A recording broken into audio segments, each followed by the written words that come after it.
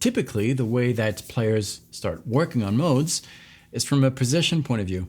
You're going to start working on those patterns, the 3-note per string positions, the cage system. You're wasting your time. There's so much more you can do with modes. It's easy, it's fun, and it's really gonna help you out. Hey, real quick, if you're new to this channel, welcome. My name is David Wallimann. I've been teaching guitar professionally for 30 plus years.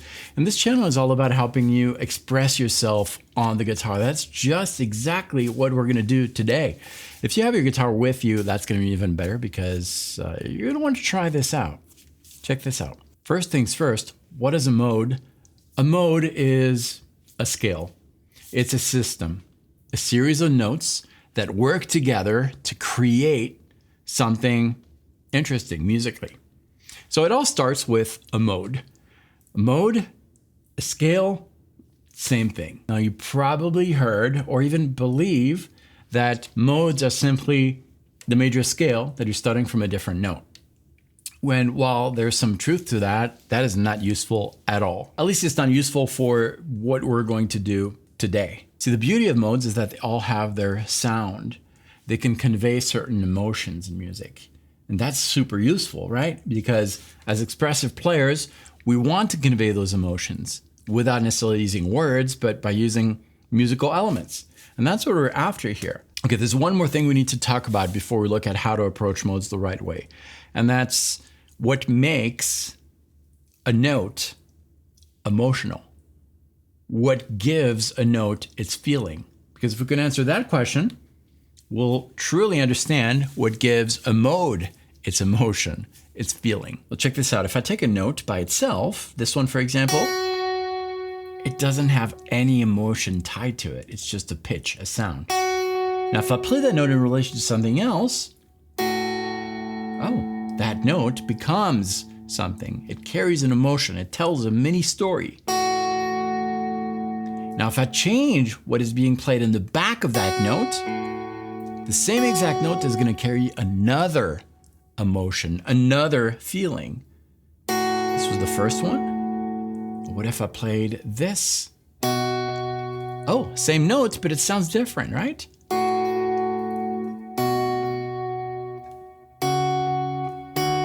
Same exact note. But a lot of different emotions are carried through this note because of what is being heard in the back. That is what's missing from most modal practices. See what I was doing? Guys, we're recording a video. What do you want? I'm on a video right now, so Wes. You can't be there. I'm on video. What do you need? Tell me. It's okay. What do you need?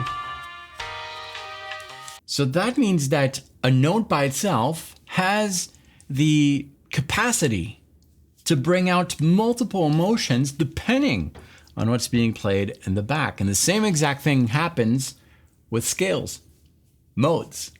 And so typically when players practice their modes, they practice without having anything in the back. They're just playing those notes, and these notes don't carry any emotions until they are played against something else.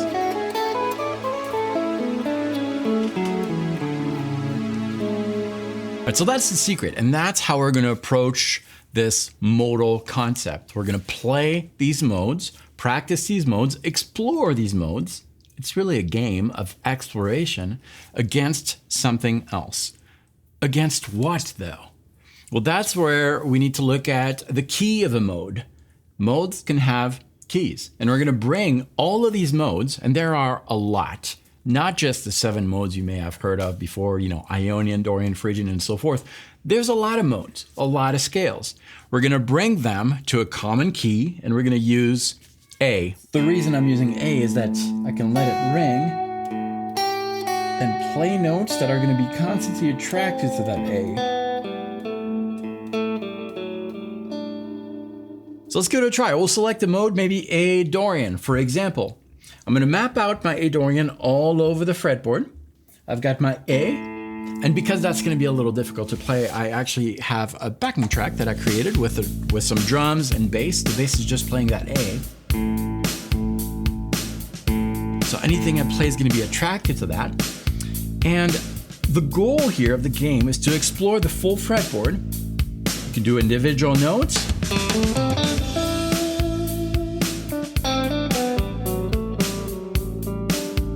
But also group some notes together, chords.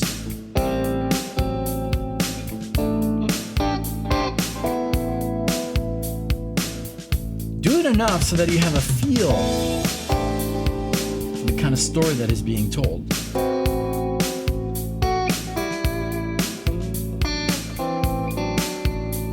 Explore the full fretboard. And you're kind of becoming one with the story. You're getting comfortable with the type of story that is being told.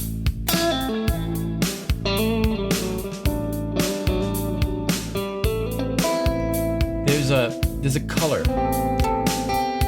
That color is going to be different from any other mode, because what makes that mode what it is, again, is not the note you're starting from, but the attraction these notes have with the key.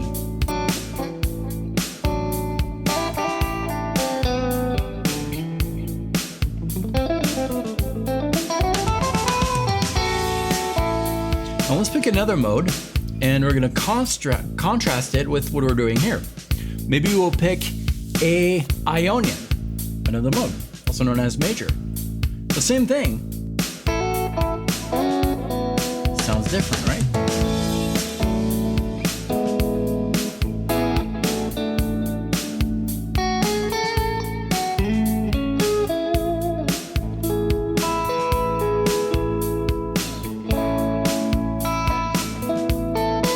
Back to Dorian.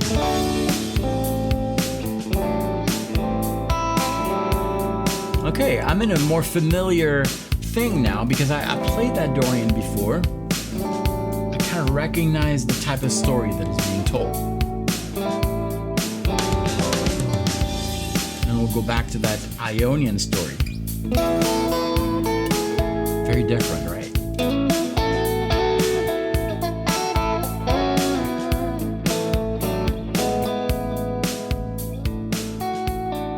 Now here's what will happen if you do this type of exercise for 5 minutes a day for the next 5 days. You're gonna start hearing a change in your playing because you'll start hearing and recognizing those colors.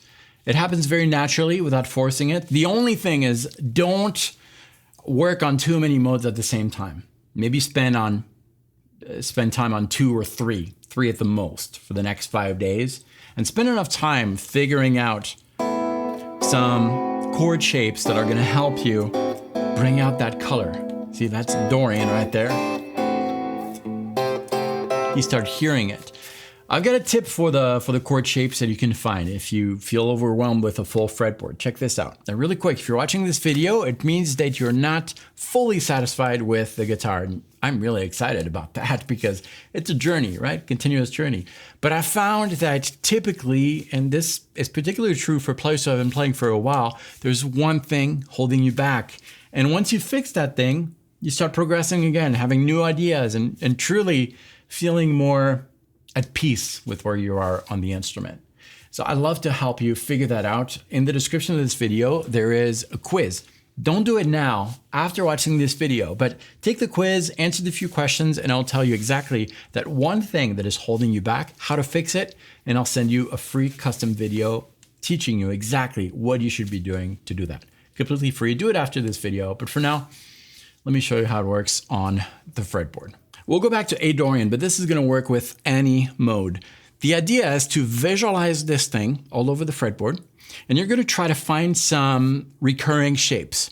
Take a look at this one, for example. Right here, this is a mini chord, a 3-note chord. That shape, you also find it 2 frets below. And so if we play that A, so that it's attracted to that, okay, that's kind of interesting. That kind of helps make that connection. And then you also find it right here. Check this out. Oh, and then 2 frets above.